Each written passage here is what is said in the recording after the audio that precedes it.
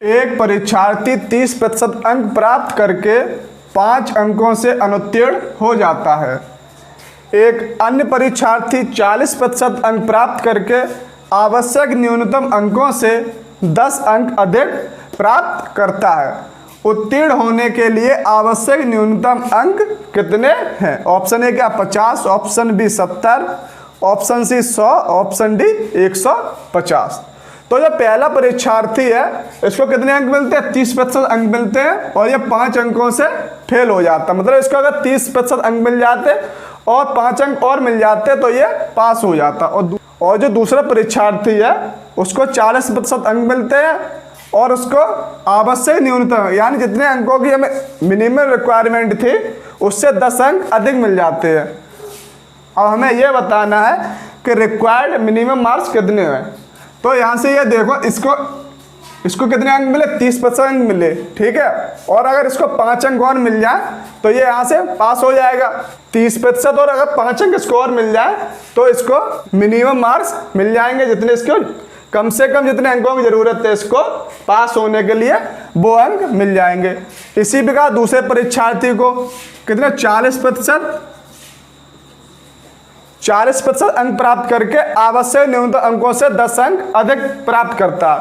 अगर 40% में से अगर हम इसके 10 अंक कम कर दें तो इसको भी रिक्वायर्ड जो मिनिमम मार्क्स है वो मिल जाएंगे।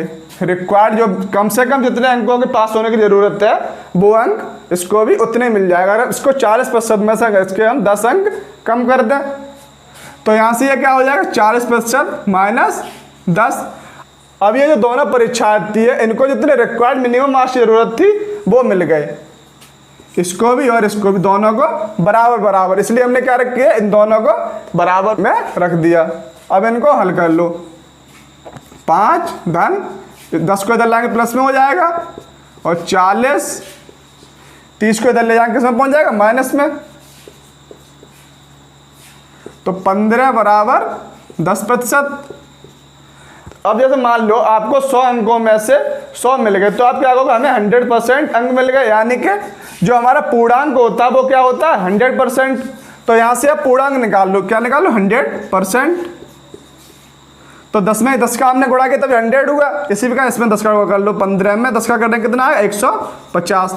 तो अब ये जो 150 आया ये क्या आ गया? पूर्णांक आ गया। 150 जो आया वो क्या आ गया? पूर्णांक। मतलब हमारा जो पेपर था वो कितने अंकों का था? 150 अंकों का। अब हमें पूछा क्या गया? आवश्यक न्यूनतम अंक 30% धन 5। ये क्या है? ये रिक्वायर्ड मिनिमम मार्क्स ही तो है। कम से कम जो हमें अंक चाहिए पास होने के लिए वही तो 30% धन 5, या फिर हम ये कह सकते हैं 40% माइनस 10। ये जो दोनों है वो क्या है? कम से कम वो अंक है जो हमें पास होने के लिए चाहिए। तो क्या हो जाएगा? 150 का इसमें रख दो यार 30% धन 5 में, या फिर 40% माइनस 10 में। तो 150 का 30% पहले वाले में रख दो। 150 का 30% धन 5। अब ये जो निकल के आएगा वो क्या निकल के आएगा? आवश्यक न्यूनतम अंक 150। अब यहाँ से हम परसेंटेज अब हटाएंगे तो 100 से भाग दे देंगे इसमें तो परसेंटेज हट जाएगा। धन 5, इस 0 से ये 0, इस 0 से ये 0, 15 45 धन 5 कितने हो गए? 50। तो आवश्यक न्यूनतम अंक हमारे कितने हैं? 50। तो और कौन सा ऑप्शन सही हो जाएगा? A option.